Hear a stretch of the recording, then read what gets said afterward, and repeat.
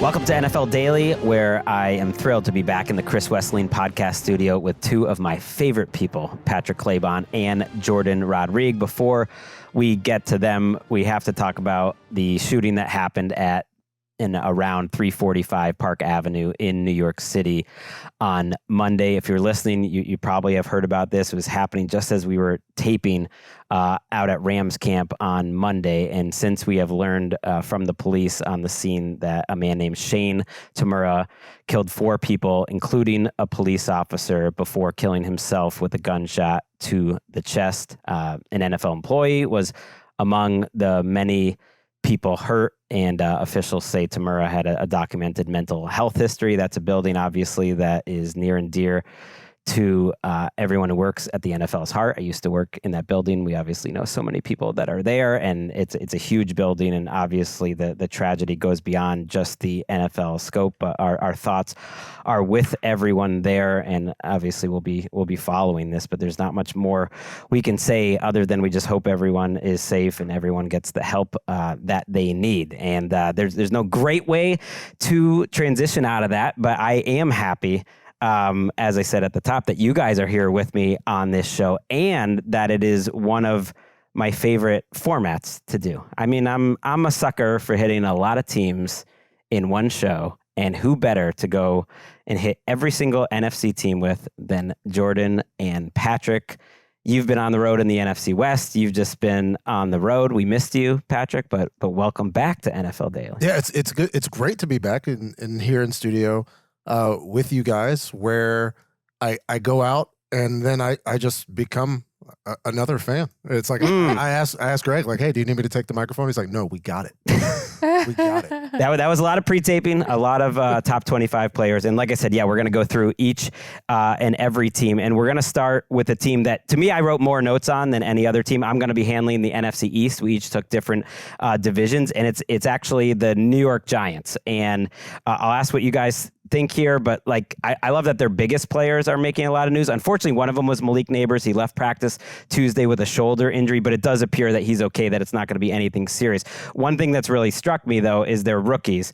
Abdul Carter, like every rep that you see of him and every report that you see of him just seems like he's having an absolutely ridiculous camp, and it just absolutely pops. I listen to Giants Nation. It's a good podcast with Bobby Skinner, and he's like he knows it's camp, but you just are watching him, and he's better than Brian Burns and Kayvon Thibodeau. I mean, just at practicing, we got to see in the games, but I guess it's not totally shocking, but he's just giving Jermaine Illuminor, the right tackle, all sorts of business, who's a good right tackle. And so I think you can get excited about that at the same time of understanding that it might take Jackson Dart a little while to get going. The practice reports, the first few days of camp for him were rough, supposedly turning a corner a little bit, making some quicker decisions after that. But in terms of big time rookies, that was the first takeaways at Giants camp. And I think it falls along, which it feels weird to say, falls along with expectations, considering the pedigree of Abdul Carter versus, a couple of other, highly touted edges that have been in the league and haven't necessarily had the production to match how we felt about him, especially pre-trade Brian Burns. The first, when we thought maybe Brian Burns is going to get traded, the production has kind of fallen off since then. And for Jackson Dart, especially with the eye test and I think maybe 20 plus combined years of experience with the other quarterbacks. Yeah, it's gonna look a little bit different. I've been really not wanting to be real takey as camp started, especially because pads just came on this week for most teams. I can't help myself because I really think the Giants are going to be one of the best defenses in the NFL. Okay, I said it. I'm sorry. Okay. Don't apologize. I like that. I think they got Dexter Lawrence back in practice. That front. Are you freaking kidding me? He's on a pitch count, and Carter being next level right away would just change everything. Yeah. And he does have a chance to be a Myles Garrett type of player who has that sort of impact right away. And you think edge rusher, should it be really that impressive early in camp if they're popping like that? It's who had the best first week of camp that I can think of from a rookie over the last 5 years where everyone was going nuts? Aiden Hutchinson. Everyone was he's the best player on the Lions defense already. And It was true. And you know who had a bad first month essentially at camp? It was Trayvon Walker. Sometimes these things actually do tell you, and Trayvon Walker's become a better player. Get off me, Jaguars fans. But rookie year, it started out a little slow.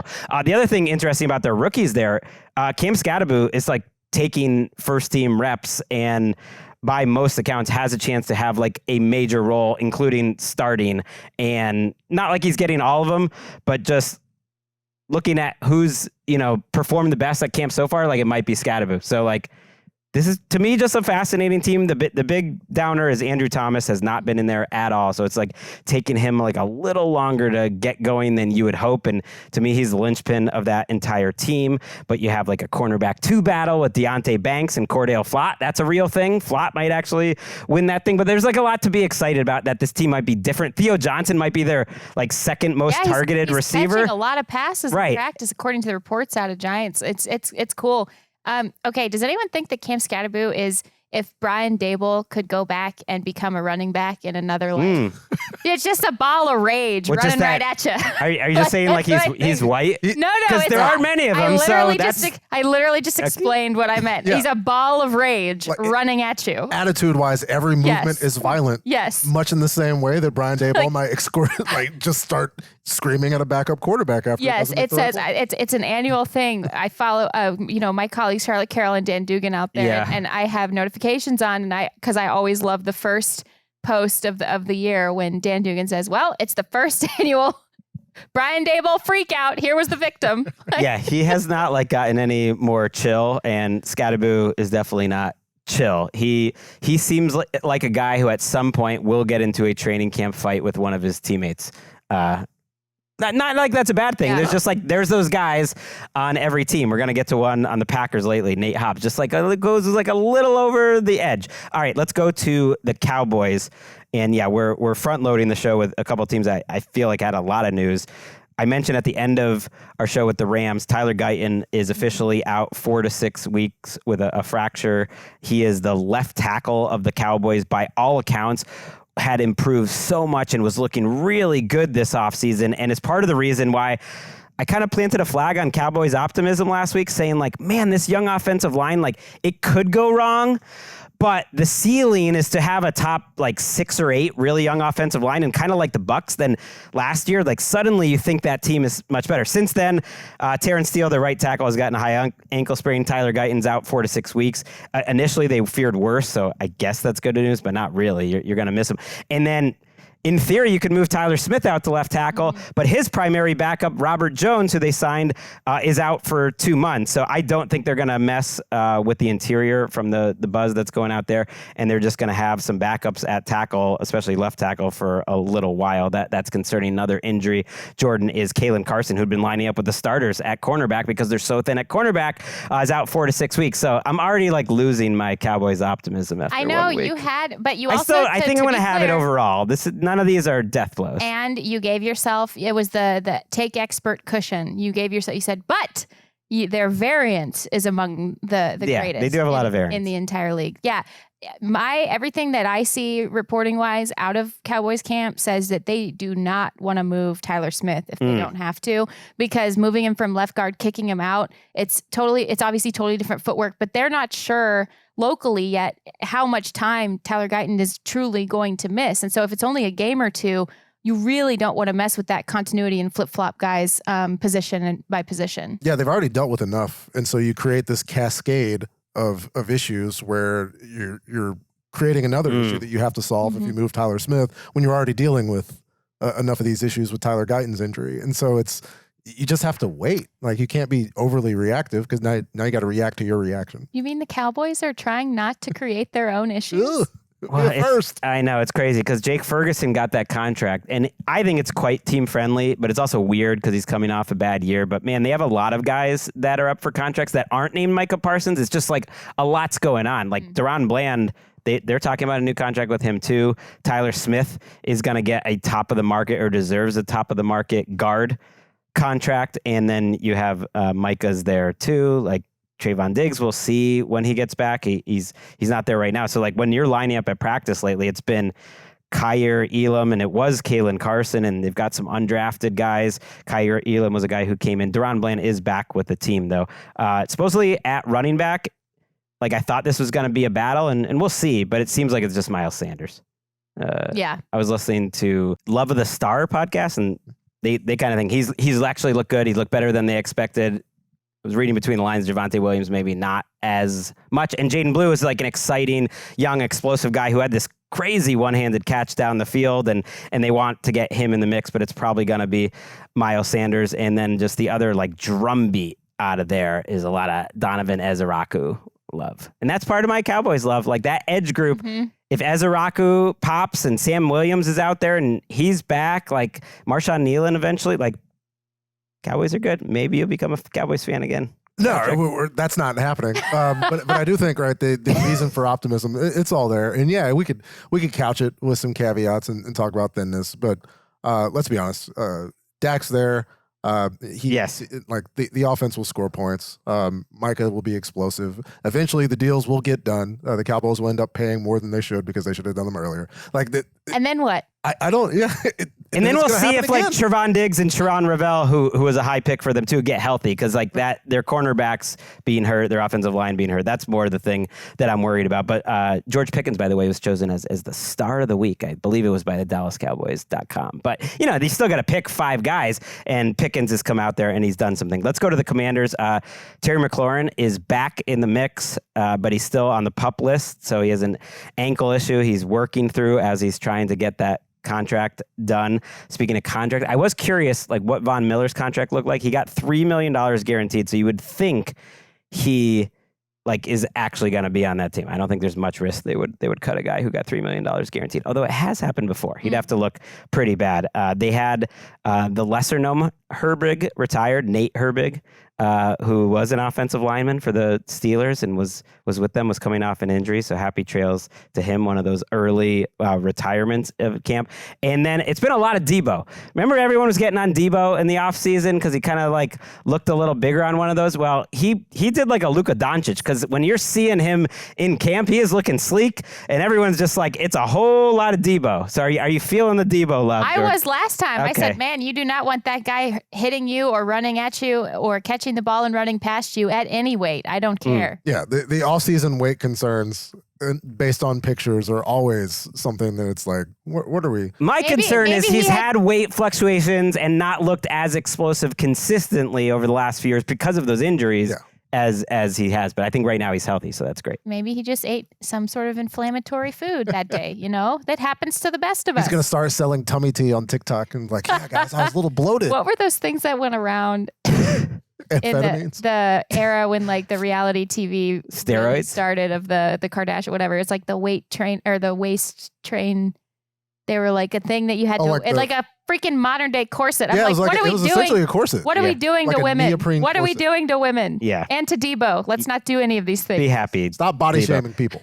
One thing I noticed on Tuesday was like it was a veteran rest day for Marshawn Lattimore and Laramie Tunsil and Von Miller and Zach Ertz and Cleveland Farrell. And that's all cool. Like you should have these veteran rest days. Everyone stay healthy. But like super veteran. But it's just a reminder this team is a little older than most. So it's something I'm monitoring. And then finally on my preseason watch list, everyone is loving themselves some Ja'Cory Croskett-Merritt, the running back youngster for Washington. And that's what the preseason to me is all about. Like every single writer in Washington is like, this guy's been the most interesting guy in camp, this like, bowling ball of a young running back. So just someone I want to watch. We'll finish our NFC East with the Eagles. I don't want to go too deep because we're going to have a deep dive into the Eagles on our next show with our friends Bo Wolf and Zach Berman, but Jalen Carter is back at practice. That's really good. And Jalen Hurts is still doing the thing where he's kind of like cosplaying as Michael Jordan. What do you think about that? Am I being too hard? No, it's not. I don't think it's being too harsh. Eventually, like he says his quotes and he wears the Jordan gear, and I don't know. Well, yeah, it's so what? He's a fan. You got a brand, right? Okay. But eventually, people will stop asking him stuff, like because a lot of times it's like throwing Jalen a lob. Yeah. Where it's like, Jalen, I saw an article from EaglesSmokeFan27.com who said that you weren't good. What do you think about that? And then like Jalen will drop a quote like, the galaxy doesn't care about stars' opinions. And everyone's like, oh. The galaxy doesn't care about stars' opinions. You know, it's just something random like that. Did you do that off the dome? That was good. Yeah. But because that's what it feels like. I love Jalen, but at a certain I did too. Like shout out to him. I just we can let it rock. We'll keep an eye on Devonta Smith was out of practice, but like I said, we're gonna dive deeper into the Eagles. So I think let's just save that conversation. A lot of Moro Ojomo talk. Their young safety Andrew Makuba is out with an injury, so that's a concern. There's a battle. A guy I've never given up on, Adoree Jackson, who sneakily had like 2 incredible cornerback seasons. To me, he is the picture of what a cornerback is. The highs are high, the lows are lows, and he might be winning that first team battle right now at cornerback. All right, let's go to the NFC West. Woohoo! And, Chaos is back, baby, yes. in a big way, all throughout the NFC West. We talked about it a little bit. I'm going to start with, I think, collectively the favorites across the board. Maybe not in Vegas right now, but collectively across the board, the Los Angeles Rams. We were just at training camp with them earlier this week. Matthew Stafford still is not throwing. I'm personally eyeballing the joint practices with the Cowboys on August 5th. If he's not throwing by then I start to get actually worried. But the thing about having Jimmy Garoppolo as the backup is they're actually installing the actual offense, what we will actually see from the offense. Obviously, your definitive 3 receivers are Puka Nacua and Devontae Adams and Tutu Atwell. Puka and Devontae are 1A and 1B. I would not look at them as 1 and 2. I would look at them as like orbital players who are going to rotate a lot and move a lot around in the system. Terrence Ferguson getting some first team reps, getting worked in, and I think he will definitely be more in those pass catching mismatches with Colby Parkinson, maybe taking up more of the backside blocking stuff. And Tyler Higbee obviously is still the starter. Alaric Jackson is still the left tackle. He's still not practicing in full. Just something to watch. DJ Humphries was taking... He had blood clots that they announced in the offseason, which is scary. He's in, yes. And seems like there's more of that. He's dealt with it before, and he's receiving treatment. I did talk to somebody at Rams who was feeling just really optimistic about his overall status. However, obviously you're going to wait. They are going to be adamant about waiting until they know for sure it's safe for him to be back on the field. So it is DJ Humphries playing first team left tackle. You're seeing a lot of motion, a lot of tight end usage, a lot of Devontae Adams, a lot of Puka Nacua on offense so far. Maybe better, than they've had at swing tackle in the past. DJ Humphries, a little bit of a boomer bust guy, but when he's healthy and right, has been a good player in the league. Yeah, it was disarming to be there and see so many first team reps for Kanata Mumfield, a man I was not familiar with, but is getting a lot of first-team reps. Yes, Jordan Whittington. Back when somebody was a beat writer for the Rams, somebody said, this is a player you need to watch because he is a perfect fit for the Sean McVay offense, especially when these other guys get a rest day. And also, I don't think it's going to be easy for them to keep Jordan Whittington off the field. Anytime he's on the second team, he is so explosive. He just doesn't belong there. It is going to be so hard for them to keep him off the field. Yeah, some depth, and as someone who usually goes to one preseason game, some people I know that I'll get to watch. We'll see if the Emmanuel Forbes Reclamation Project works out from Washington. I know, you were in Arizona, you were in with the Rams, you were not in Seattle. Are you going to be going to Seattle anytime soon? I'm going to try. So far, I only have until August 18th planned in my life/schedule, but I'm going to try to get up there. It's super interesting because reports out of camp right now in Seattle is that the defense is not only asserting themselves, I would say politely, but also they have this identity and this vocal just assertion of who they are and what they are. And I get it because of how they have come along so far under Mike McDonald. And that first year going into that second year, the ascension of all these players, there seems to be a collective sort of identity within that group. And my colleague, Michael Sean Dugar, was saying he's waiting for someone on offense to take the role of the trash talker. He's hearing it only from the defense and not vice versa. Come on, Sam Darnold. This week when the pads went on, not exactly a guy that with a lot of What if he became that though? Aura. Now we're just gonna say the word aura all the time. Dark Sam, if he just had let the let the demons out a little bit. But the first, second, and third string defense all quote unquote won the move the ball drills earlier when the pads first went on. So that's when we actually start to count things. But actually, I would say for Darnold's favor, there's been a lot of positive reporting about how he's played, how he's managed kind of his new role, the team.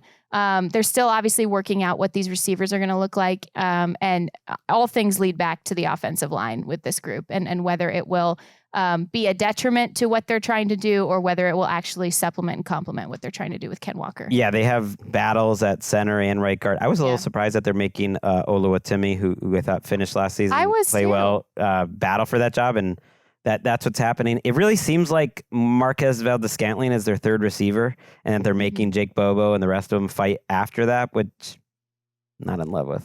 I think they're going to use the tight ends a lot too. Are you? I mean, look, the counting on MVS in the year 2025. The late season push from MVS was notable in pretty much a hopeless New Orleans spot.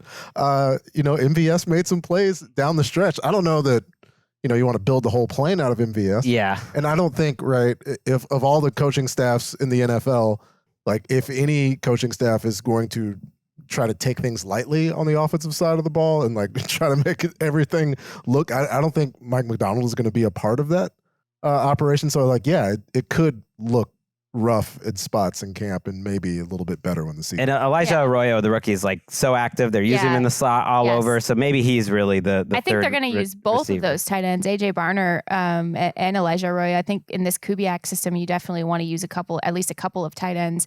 And Elijah Arroyo was one of the more exciting prospects at the position coming out. Raw, sure, but also super high comp, super high upside. One thing injury-wise to keep an eye on out of Seattle, Ernest Jones, he missed the first padded practice due to what the team was saying was a personal reason, but just as notable for this is he had the knee surgery in the offseason. He's obviously an absolute star for them, especially in the run game and as a blitzer, but he has not fully practiced yet and missed OTAs and minicamp. So just something to keep an eye on, no need for huge concern just yet. And this would maybe change this stance, but we're not allowed here at the NFL to gamble or suggest gambling, really. Although we have a show, Game Day View, where we do pick games every week for what it's worth in the scores.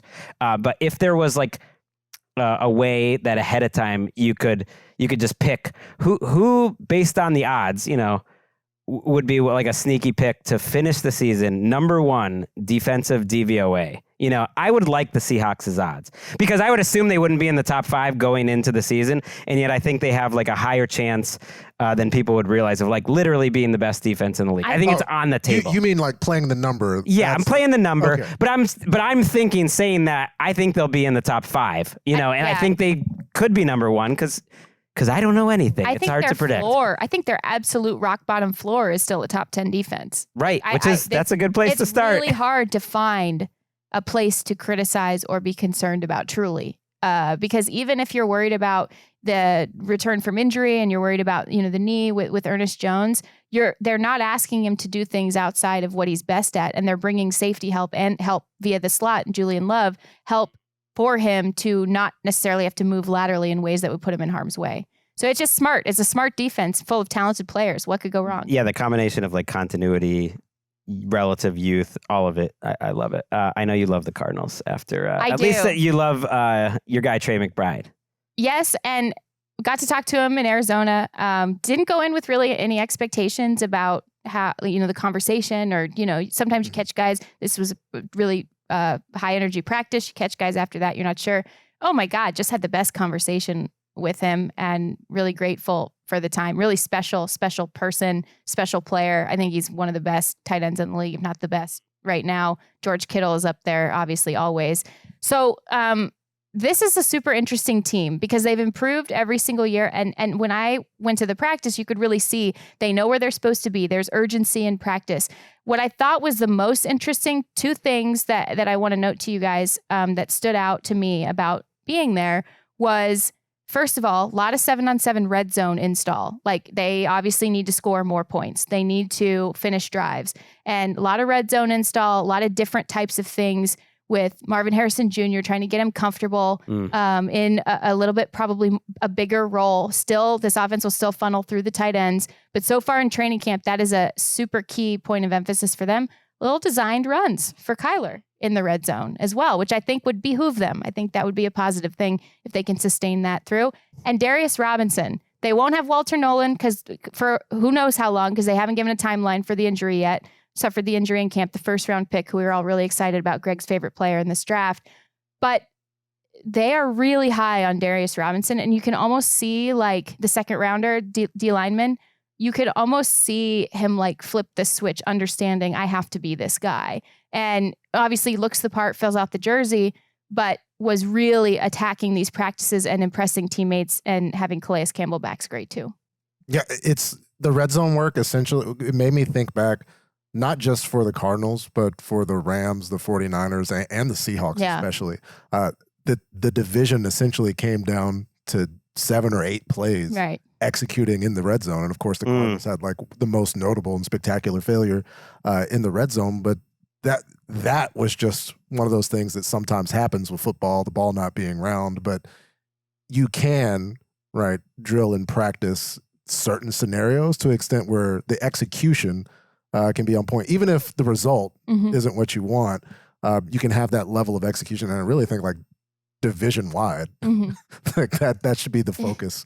I love that about the NFC West, because it comes down truly to the margins, truly to the tiniest but most important of details. And they've lost two potential starters for the season in the secondary. We mentioned it, Starling Thomas, not a household name, and they do have good depth, good young depth overall. I think their starting group is still strong, but they've kind of lost that wiggle room right off the bat. Well, the other thing that stuck out to me just as a fantasy guy, they've been trying to like ask Gannon about, is Trey Benson, is he going to have more of a role, this or that? And the steady drumbeat is like, no, we want to ride James Conner till the wheels fall off. So James Conner workhorse season, like it's not ending. I don't think anytime soon. Yeah, it's interesting too. You mentioned the defense. I think that our guy Will Johnson is going to really get a shot at this, and he should. Hope so. And he should. But that's the thing. It's a rookie. Sometimes coaches won't play rookies early, especially in a defense like this. But I think it's going to be a rotation with Garrett Williams, Max Melton, and Will Johnson. Then obviously Garrett Williams has outstanding experience in the slot, so he can be sort of an inside-outside player. And when they have 3 corners, obviously that he would kick inside, and maybe Will Johnson goes on the outside. All right, let's wrap the 49ers will be the last team here before we take a little break, the NFC West, where they finally had some good wide receiver news. Ricky Pearsall back on the field making some catches, so that yes, I feel they better did. about. Yeah, he's working his way back into practice. Still pretty concerned about the overall depth of that position group, but I also would say that I think the other news that was really, really good out of 49ers camp, that I think is the news coming out of 49ers camp, is Christian McCaffrey back to his old workout schedule previously when he was at the top before the injury, back to his routine, back to these highlight reel shimmies and shakes on his routes in practices. And I think that because you have a healthy Christian McCaffrey and a healthy George Kittle, you're going to use them as mismatches so often in the passing game that maybe you're not super worried about the fact that Jourdan Jennings is in a combination, a little bit of a calf issue sitting out of practice, and also there's a contract situation brewing. And then also Brandon Ayuk is not going to be there for an unforeseen still amount of time, several months at least. If you have those 2 guys actually in your passing game and supplementing them with a healthy Ricky Pearsall, hopefully they get another one of these guys back, Cowing maybe, then that could be exciting for them. Yeah, Jacob Cowings is like a young speedster that they're hoping is going to have a big season, but is out right now. Yeah, they need Jourdan Jennings back, because otherwise, I forget who they were like putting out there as a starter at wide receiver in these practices. It was Hawkins, a man I wasn't and I'm just like, wow, they are thinner than you expect. And then at cornerback, it's kind of a position to watch. They're a little thin there too. Like the former Seahawk Trey Brown right now is lining up. Like the secondary and the offensive line for me, for the 49ers, it was Jordan Watkins, by the way, is kind of like right now their number 3 receiver. Yeah, the local people love him. Right. Yeah. So maybe he'll turn out to be great. It's just like names we don't know as well. The entire secondary safety is kind of wide open. It's the old Falcon. Richie Grant is in the mix there. They have a lot of rookies on the defensive line. There's just so much uncertainty on this team. But a lot of these guys played for Robert Saleh. And so he went out and found like Jason Pinnock, who might be filling in a big role, has played for a cup of coffee for Robert Saleh. And it's like, it's these guys who it's like, you really would rather have Malik Mustafa be on the field, right? Coming off a torn ACL. Yes, yeah. But he's still going to be recovering for a while. And so now you have to plug and play with these patch veterans. We've seen this work before for teams. So we are done with the NFC West here. And we, put the call out to you guys. Which divisions would you want to cover? At least I did that with Patrick. And he's built different. Because he had the number 1 overall pick, and he just goes... Oh, that was me? What did you say? I said the NFC South. Yeah, give me the dirty NFC South. I mean, he's built different. Literally, he is built different. Well, we all are. But he's built different. We will hit the NFC South right after this. It's a fun division. I love that. No one at NFL Network chooses... Get him in the trench. I would. I choose you every time, South. Get him in the trenches.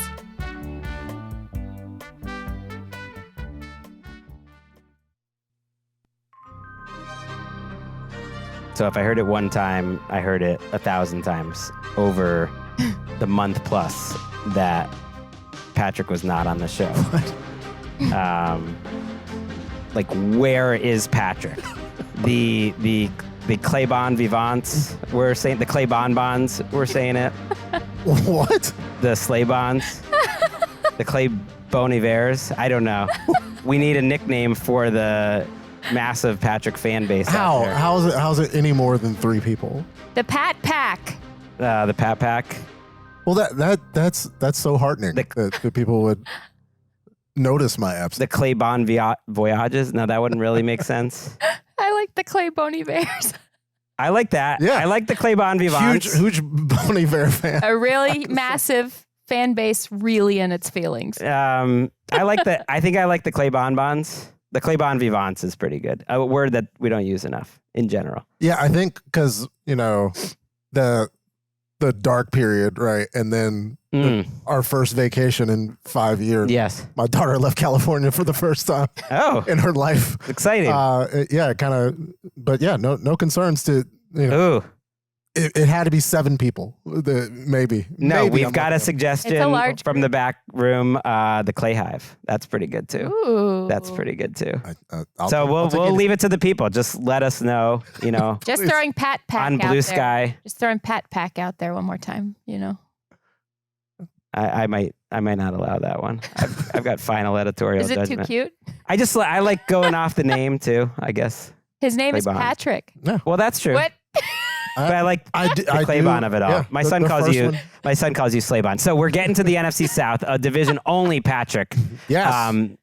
It would get down with. But I did want to mention, just a couple AFC items before, because this is an NFC heavy show, but we did have a couple injury items happen on Tuesday. I'll just fly through. Unfortunate news, and we can get into this more another time, but Martin Emerson, who's a good starting young cornerback for the Browns entering a contract year, tore his Achilles on Tuesday. So that's the strength, I believe, of their team, their cornerback position, and now they're losing obviously one of their best players, and that's really unfortunate. Isaiah Likely is reportedly out a few weeks, the tight end of the Ravens, after getting carted off the field. The Chiefs had 3, their top 3 other than Rashee Rice, the receivers, leave practice with injuries, but we'll see. It doesn't sound like any of them are serious. Christian Gonzalez was among the people that left practice with an injury, but it's always tough to know how your stomach just dropped into your feet on that one, didn't it?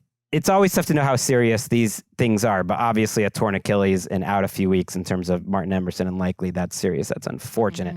Let's get to hopefully more positive news in the NFC South. Okay. Well, I will eventually get to some positive news. But it is to hear about the Emerson injury is tough, because we just talked about Will McDonald with the Cardinals in the last block and how he fell down the draft board because of these concerns. And it's just like, injuries are going to be the one constant thing in the league. It's, you just got to get the player, right? You get the player, and hopefully they have an opportunity, because injuries happen, like Darnell Mooney. And the Falcons really have not too many guys that can get open like Darnell Mooney. Had a shoulder injury. The timeline is 2 weeks, and then they're going to reevaluate, is what Raheem Morris said on Tuesday. Ray-Ray McCloud got some reps at the X when Mooney got hurt last year. Positive note, switching to good news, because so much of this Falcons season, and really the entire Terry Fontenot is a good GM take that I had this offseason. I will have to wear for the rest of my life. You did kind of mysteriously disappear from the show for a while after I was I just want to point that out. I have the memory of a goldfish, so I would have forgotten it at some point. I'll never forget it. I'll never let anybody forget it. Whether I'm right or wrong. I was banished, went to the Gulf of Mexico because that's the name of the body of water. Yes. But either way. Top 10 GM you had him in our draft. And James Pierce Jr. is going to be a whole lot of how people determine that. And he has been solid in practice. He's gotten in a couple of dust-ups. We talked about training camp fights earlier. There's a couple different ways you can look at training camp fights. Raheem Morris chose to say, we like aggression. They wanted a little bit of an edge. I guess that would be a double entendre when they drafted James Pierce Jr. They got that. He doesn't like that it wastes time in practice. They had to cancel a development period because there were multiple dust-ups. But he did appreciate the way that he bounced back. It was beef with Ryan Newsel, the center, and Caleb McGarry multiple times. But Leonard Floyd came in, backed him up. Everybody's fine. Leonard! They'll have an opportunity with a joint practice with the Titans next month. Middle of next month to hit somebody that's not in their uniform. Jeff Ulbrich was talking about it, said they'd like to create a culture, a style of play, which is violent and aggressive. At times they went a little too far. And so, but the reports on James Pierce Jr. have been good. The other edge, the top pick out of Georgia, who is Jalen Walker, did not practice. There was a bit of a management period over the weekend, which is something that they are taking and evaluating. And I think it's notable because he's a rookie and they're still kind of managing some reps, which I think is a league-wide thing with player performance and the data being so kind of ubiquitous with the way teams are going about things. There's not as much of this hard line like, you got to get out there and hit and be violent all the time. If you notice a guy is starting to lag a little bit, you give him some time to manage their bodies. Which I think makes sense. And of course, from the fantasy perspective, everybody wants to know, Kyle Pitts, is this Lucy of the football? Will they or won't they? I really think if you want to talk about volume, the Mooney injury, if it does become a longer term thing, there's just more balls and more availability to go out to the tight end. But if you're a Kyle Pitts believer, you just have to continue to believe at this point, which I do. And I think there aren't many left. I don't think. Yeah, there's everyone kind of gave up last. We're starting to see Kyle Pitts headlines that also are included in the headline for real this time. So that's where we're at right now. He's reportedly as healthy as he's ever been. So that's good. The main thing to me with Kyle Pitts, beyond like them saying like he's looked good, is just there are no issues. There's always issues for him injury wise. And so when I point out like, I know he has the name Kyle Pitts and there's this idea that he's explosive, but he actually hasn't been explosive actually on the field. Like maybe now he is truly healthy. Same thing with Kirk Cousins. He's still there. I just like to remind people every once in a while, Kirk Cousins is showing up to work every day and like throwing passes, and he's a quarterback on that team. And on the quarterback show, apparently it's Kirk's feelings regarding the rookie that they drafted being better than him, just being worn on his sleeve at a certain. Interesting. Yeah, and it's. I haven't made it that far yet. I'm spoiling it. It's like a little bit of a slog. Not even. It is a slog. It's okay. We can have television criticism on the show. It's not a Pat Pack pick of the week for your viewing. Trying to. Is it? Well, I don't know. Jordan really wants I'm trying to make it happen. The Bon Vivants will. The Claybon Vivants will. I'm decide. Just the fact that people noticed my absence was is heartening to me. To the Buccaneers. Any way you want to go. Okay, please. Start with the bad news. David Walker on Friday tore his ACL. There was some hope that they get him in the MRI machine and get out some good news. They did not. Bowles said they still feel like they have a lot of depth at edge rusher positions. Reddick and Yaya Diaby feel solid about that. One note that was interesting to me, Christian Izien, the safety, Todd Bowles said he made the team already. Interesting. There's no question. Like he laughed about it when the reporters in Tampa Bay. Oh, I love moments like that. Were asking, about the secondary. He's like, he's made the team. Love what he brings to the table and the way that he plays, the way that he prepares. So he's good. Emeka Egbuka, as intended. Like they asked Todd Bowles if he was surprised about his level of production, about his style of play. Said no, it was no surprise. He goes out there and makes plays. He's in fact had to go out there and tell him that everything does not have to be perfect, because he's just that guy. So, as expected for one of the more NFL ready receivers, which I think maybe that tag did him a disservice. Yes, call him good. I think so too, because it gives you this idea of a low ceiling, high floor guy. Also, whenever anyone says NFL ready, I found that descriptor to be no more predictive than anything else. Like, I don't think the average prospect that's said to be NFL ready is any more NFL ready than anyone else. Sometimes they hit the home run with that. They asked Baker Mayfield about this season on the New Heights podcast, and they didn't even lead him to Egbuka or like who's looked good, but they just asked him about his season. Like the season in general, he's just like, well, man, Emeka Egbuka is a total stud. Like that was like the first thing that Baker Mayfield said about like, I'm so excited about this season because in his words, he had yak potential out the wazoo, and pointed out, I think this is ball knowing, as of course Baker Mayfield is a ball knower, just how he trusts his hands so much. Like he never leaves the ground and he always is so deceptive in making the catch, even if the cornerback is in a great position. Baker just like couldn't say enough, and I'm in. I know you're in. He's my favorite player in the draft. In fact, now that we're making up fan clubs, how about this? Emeka, is it Emeka or, because I've heard it pronounced both ways, Emeka or Emeka? I think it's Emeka. Okay, Emeka Egbuka Club. Okay. That's good. Well, they actually can and should do that. If you're listening to me, whoever is involved in making those big posters in the end zone for the Buccaneers where everyone's got their own section, in Tampa. You know what I'm saying? Yes. I think there's a charitable part of all of this. And I'll donate. Emmett Club. I'll donate because he's a joy. Good freaking football player. That's what should have been his draft tag. A lot of Tez Johnson pop too. Man, as if they need another wide receiver. And this is the time of year where like smaller receivers, we're going to get to one with the Panthers too, tend to shine the most because there's not, as much tackling and everything. But it's been a good camp for Tez's. That's my trend piece. Tez Walker in Baltimore, Tez Johnson. Yeah, and of course their body types very, very different. But Tez Johnson said, because they were asking him, he wants to make guys miss every single time he catches the ball. That can be a detriment to some guys. But in camp, you're trying to make a team, trying to make a name for yourself. Go ahead, try to shake down 6 guys and go for 60 yards, which he's been trying to do. The Grizzard era has had a nice start, according to Coach Bowles, and they are going to have a nighttime stadium practice. They asked Todd Bowles what it does, and he's like, nothing.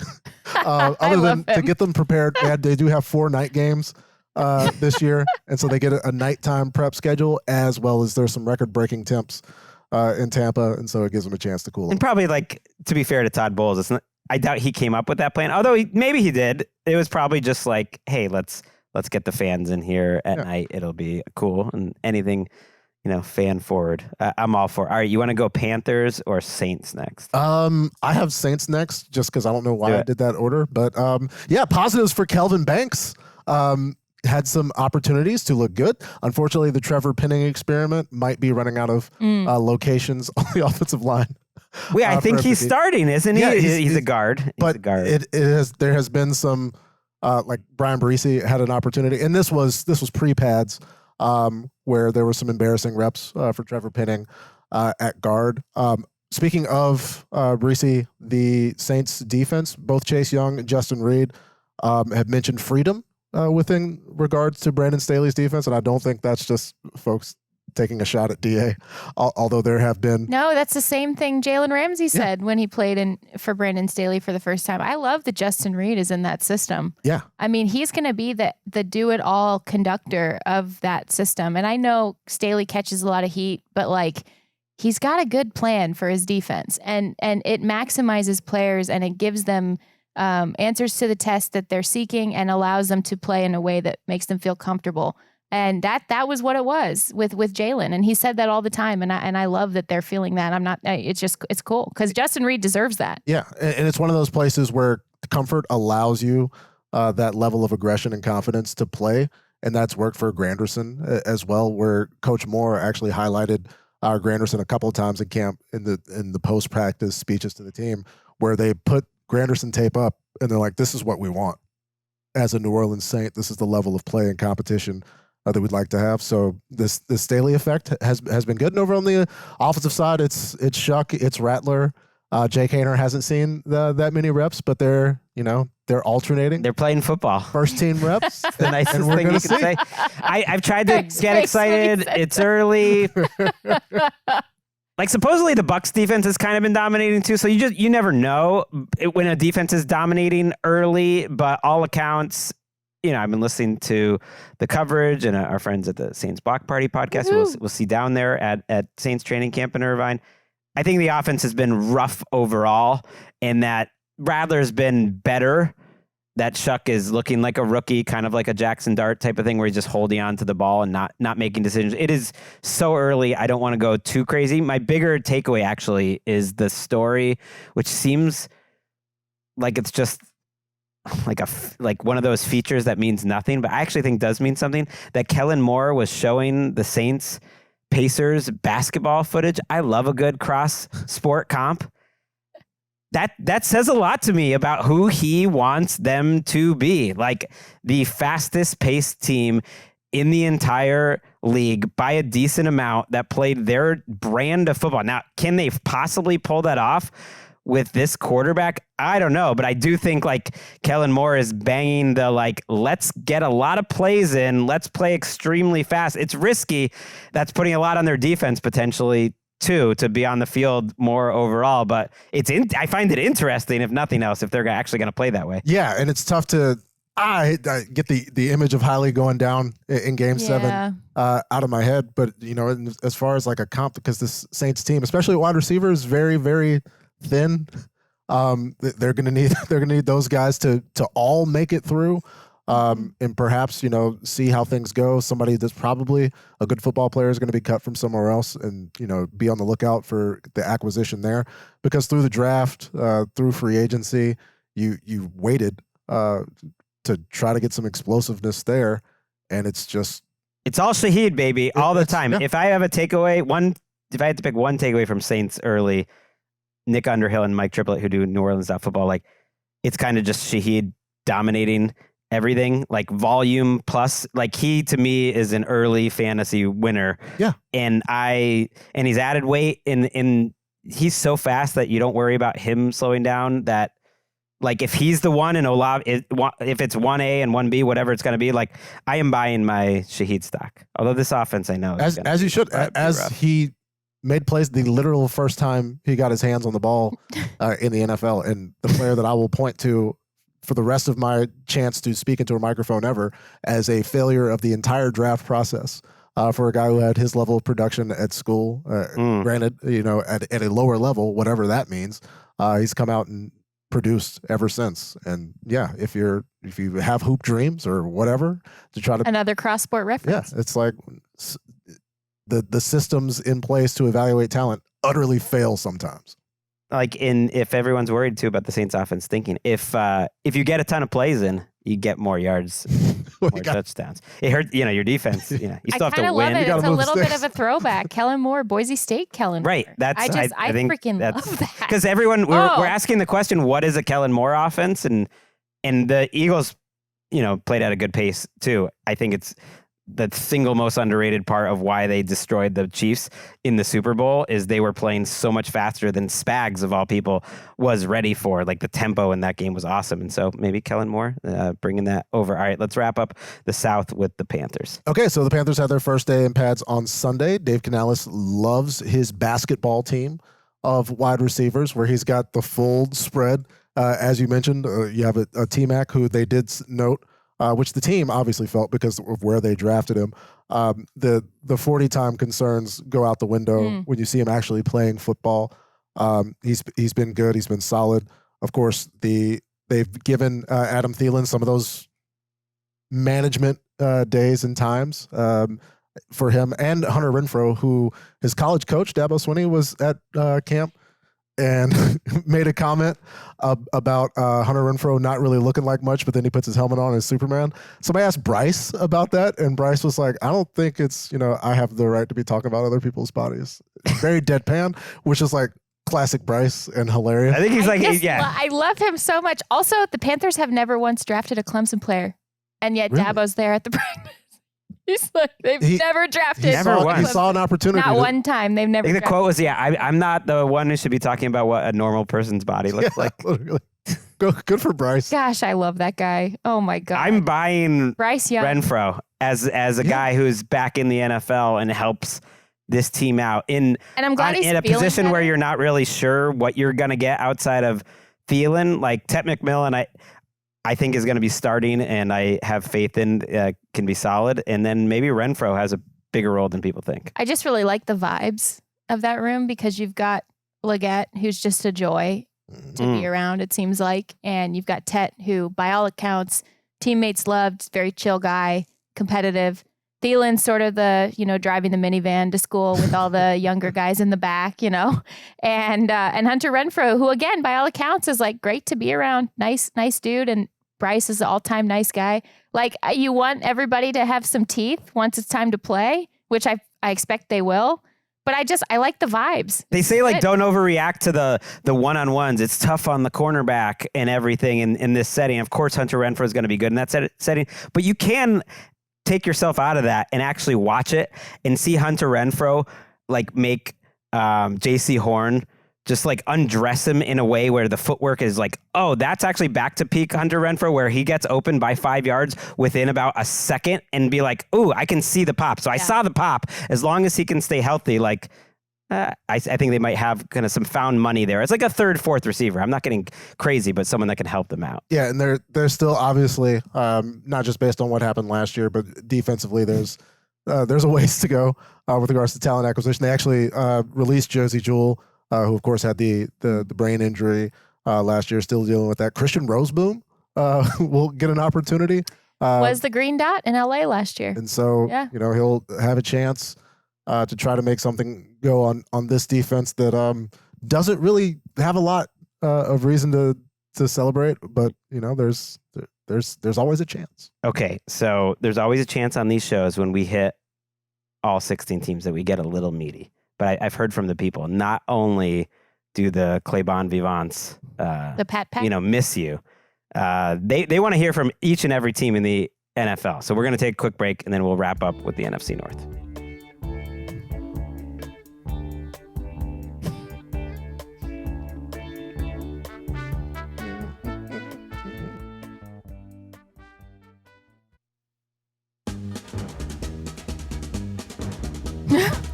Back on NFL Daily, and yes, if you're watching on YouTube, subscribe. They faded in with Mike McDaniel in his glasses, and more of a commentary on the frames, right? Faded back to me.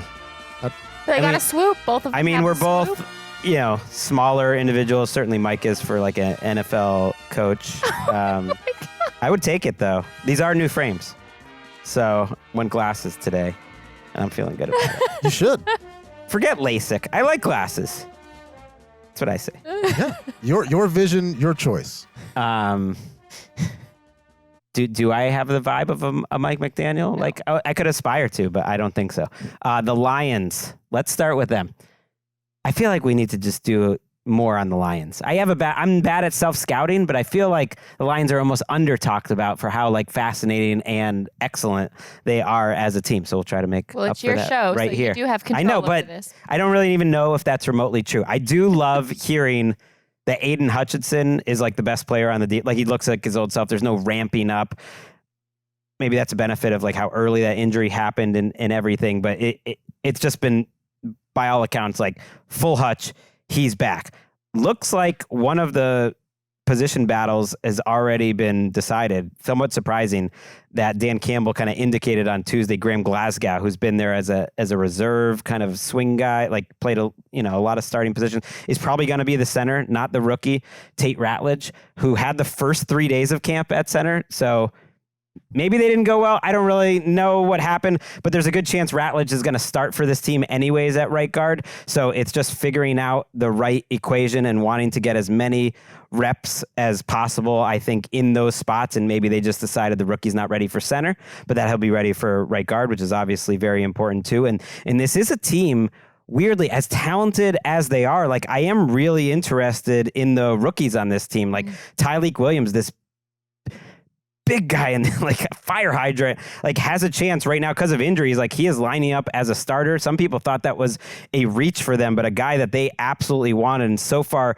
he is starting right now. So even though they have so many like great players, I think it is a team where I'm looking at both the rookies and like the development of some young players we can get into that are really important to them. Yeah. Well, everything you're concerned about the development being that Aaron Glenn as well as, Ben Johnson are elsewhere. Yes. Developing players, and both fan bases there in New York and Chicago are feeling good about the level of development, where it's going to be different for the first time in a long time. And the continuity's gone, and you just wonder what that process is going to be like, but you just have to have faith in Coach Campbell. And I think our podcast as an institution does respect and pay attention to the. No, we do. I just like, if I was like recording what teams get the most, I'd like to actually get data on that. Can you go work on that? Yeah, I'd like to get data on that too, because I actually believe that something that fans often complain about is not actually the case. What, that we go to Rams have? We did just do a whole show, but it had been like a month before we're doing training camps. Yes, they happen to be in the area. We do not, unfortunately,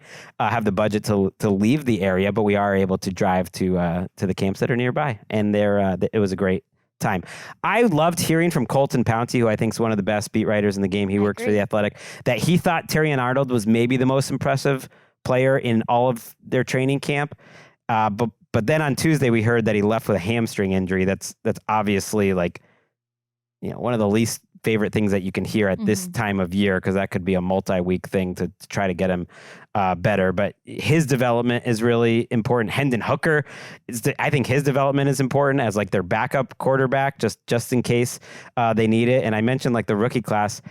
I mean, like there are potentially some snaps available for these rookies, and Isaac Tesla, who was like this total surprise 3rd round pick, some like big play pop, and then everyone's doing the camp hype thing with this 7th rounder Dominic Lovett. So I'm going to keep an eye on him like in camp, but like as if the Lions needed more weapons. I know. I mean, they know what they like, right? They go after traits of guys that they like. Tesla was certainly no different. And even the late round picks, they go after these traits of players, and they say, okay, we like you. We don't really care what order we draft you in, what round we draft you in.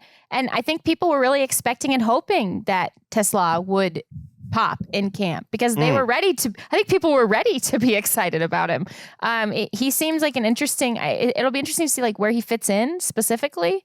But in like what positions he plays, or if I feel like he would be in the Jamison Williams track, but Jamison Williams is obviously there and is maturing and better each and every year. Using Jahmyr Gibbs a little more maybe as a receiver. Not that they didn't do that before, but maybe even expanding that a little bit. Alex Anzalone, who wants a new contract, and they're like chanting "Pay Alex" at Dan Campbell when he's doing interviews, which is kind of funny. He's back though. He's not going to do a hold in. He's going to practice. Let's go to the Bears. Another team where I think the rookies are really interesting. Luther Burden, who they took high in the 2nd round, has basically been day to day since May. Like he's getting closer, but he is falling behind, missing that much in mini camps and OTAs, and now the first week plus of training camp. Was back as of the day we're recording this. Did get into practice as of the day we're recording this, which is a Tuesday. That's great to hear. And they've been trying to do more Caleb Williams under center. That's interesting to hear. Like they're playing Ozzie Trapilo, who they drafted. My second favorite prospect. 2nd round. Like that was a little surprising, is their left tackle, but Braxton Jones has been hurt, but he might get to start. Colston Loveland is back out there now. He was injured obviously in the off season, and he's making catches. So that's great to hear. But it's a lot of the Bears offense struggling. That narrative hasn't changed yet. So it's been a little bit of, okay, like everyone take a deep breath, but like it hasn't been right off the bat Ben Johnson's offense just lighting it up in training camp, which is normal. Yeah, and it going through the process of trying to execute the little things, which aren't little. They're very big, but I think people have this expectation of, we're going to be running hook and ladders magic. and backflips to, Braxton Jones. And it's just, they're working on process, getting plays in, executing, like all the things where it really fell apart last year for the Bears. They're kind of starting from the ground, which makes sense. Yeah, I think if Bears fans do not want to panic about this or sky is falling this, go back and watch some of Ben Johnson's early games that he called for the Lions, some early offenses even before he was in the OC chair, when he was still a coach there. Look at how messy some of that stuff was. Look at how difficult some of that stuff was. What I like hearing out of Bears camp right now is they are stress testing Caleb Williams, because there are certain things that he is just going to have to do better on a fundamental level, as any quarterback who comes into this league has to know and has to understand. And okay, so he happens to, by the way, be a year behind on all of these little types of things that will become the standard in this building. It's not going to be this like gorgeous piece of artwork immediately. And anyone who is expecting that is fooling themselves.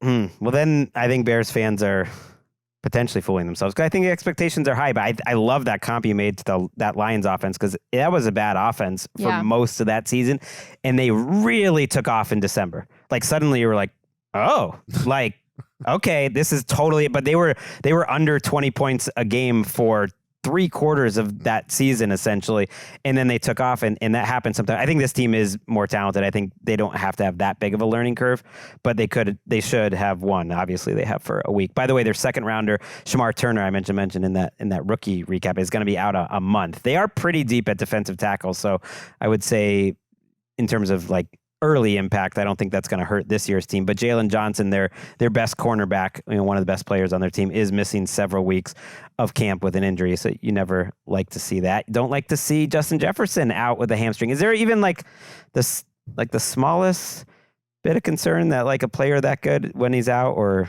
I don't know.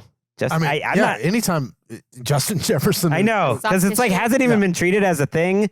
So it's like I think people almost are so used to players almost sitting out early in camp, but it's definitely something to monitor. You hope you don't look back in November and think like, oh, that's been a nagging thing all year. Yeah, like sitting out to manage workload is one thing, but like having an actual injury, is definitely cause for concern for one of the best players. Soft tissue too, explosive speed, soft tissue injury. Not my favorite thing to hear. Yeah, it's not great. Lucky Jackson has been the one mostly replacing him, which was surprised to hear. They're actually pretty deep at receiver. I like their receiver. Well, the reason why that's happening is because they're like, hey, man, this will never be a thing you need to do, but we need someone out there. And I say that super respectfully, but you're not coming in and replacing Justin Jefferson. Right. Keep everyone else in their same role. Don't tell him that. Build him up a little bit. Like, hey, man, this is your job. Running those routes. That's all. Yeah. Right. You have Jalen Naylor, who's kind of going to be their 3 most likely. You have Ty Felton, who's a rookie. Like, keep him doing what he does. You have Rondale Moore, who's you're not trying to move all the other pieces of the offense around. But who knows? He's like a third-year undrafted guy that maybe is earning a spot on the team. Lucky break, I like what you did there. I like this theory. I've heard from Purple Daily that what Jordan Addison does well, and Justin Jefferson I think said something interesting that like, hey, Jordan Addison actually does some things better than I do, like in terms of wide receiver play, in terms of how quickly he can get open and his package of releases. I don't think that was it specifically, but just I was like, wow, to say like on the quick stuff that maybe Jordan Addison, not only is he one of the better second receivers in the league, but that he fits what JJ McCarthy is good at, which is probably the quick passing, like a little more naturally. Like McCarthy hasn't always shown like the best touch on the intermediate throws. It's like all fastball all the time. And that's where Justin Jefferson does a lot of work. Obviously, JJ, the 2 JJs can get going down the field, but that you might see a little uptick in maybe like the production is like a little closer between them. Obviously, Justin Jefferson's a much better player, but that Addison might even have a better fit with JJ McCarthy in this offense. He's going to get a lot of reps this camp. Yeah, I mean, I for one would like to see more quick outlets, quick releases, things that solutions to pressure. I really would like to see that built in and more regularly into this offense. That's what killed this offense last year was their line fell apart and they didn't have enough answers to quick pressure, including the run game. You need it in practice when you're going against Brian Flores because Josh Metellus is out there who just got his his contract, and he's saying like, we feel like we're at the Masters level now, like we have graduated. And it's true. If you when I'm making that list of the best, I love that defense so much. Yeah, when I'm making the list of the best defenses, like Seattle's my pick of like the underdogs to pick it, but I think the most likely team personally is the Minnesota Vikings. With all respect to the Broncos, who was another good option, but I see it because the continuity and the talent is crazy. If they have a weakness, it's cornerback, where you love Byron Murphy, but Isaiah Rodgers is their cornerback 2 coming from Philadelphia. And right now, Jeff Okudah is their cornerback 3. Just something to keep an eye on. Mekhi Blackman is there. And for the 3rd straight training camp, we're hearing that Sam Howell is not getting a lot done as a quarterback. So it's a little concerning if J.J. McCarthy ever went down. Let's wrap our 16 teams with the Green Bay Packers, and we haven't had any sound on the show, so let's just listen to Jourdan Love with our friend Stacey Dales on NFL Network talking about a good surprise from draft weekend.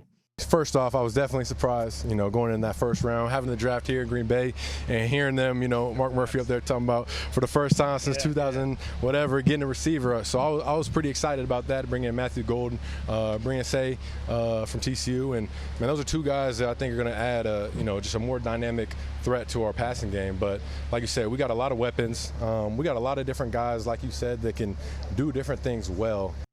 One thing I've noticed like about the camp reports, and you can hear it from Jourdan Love there, it's like they're throwing Matthew Golden into the deep end right away. Mm-hmm. Like end around, first team. That's what I want. Him and Jaden Reed kind of getting the most targets, about what you would expect. I said it when he was drafted. I think he's going to be the volume 1 receiver. It might not look like an X all the time, but I do think he will ultimately be the volume number 1 receiver on this offense. There's a reporter for them, Andy Herman, who's been banging the Dontavian Wicks, has been looking fantastic. He's gotten a lot of volume too. You never know. He is a talented enough player where if your biggest problem is drops, that's something that can correct itself. He does get open. He's explosive. He could be like a nice 3 for them. I think he got hurt or at least left practice on Tuesday. So we don't know if that's serious or not, but it sounded a little more serious, unfortunately, Patrick, for their backup running back, Marshawn Lloyd, who had a non-contact injury. They were kind of careful to trying to say that wasn't the play that Nate Hobbs ran into him and also kind of hurt him. I think they were saying that it was separate, but there's been a bunch of those Nate Hobbs plays to the point where the coach had to like take him aside and say like, calm down, bro. Like, we don't want to hurt anyone, but that's disappointing for Marshawn Lloyd, who's a young running back, and maybe we'll see how that backfield looks like beyond Josh Jacobs. Yeah, and ultimately it's going to impact Josh Jacobs as well because his workload was so extensive last season. We saw the way that LaFleur was managing his workload in the preseason early, and then it's like all Josh Jacobs all the time. Well, that's difficult to do, back-to-back years where you're going to have to get those carries from somewhere, and it puts more on A's shoulders. They did get back Elgton Jenkins, who is not going to hold in.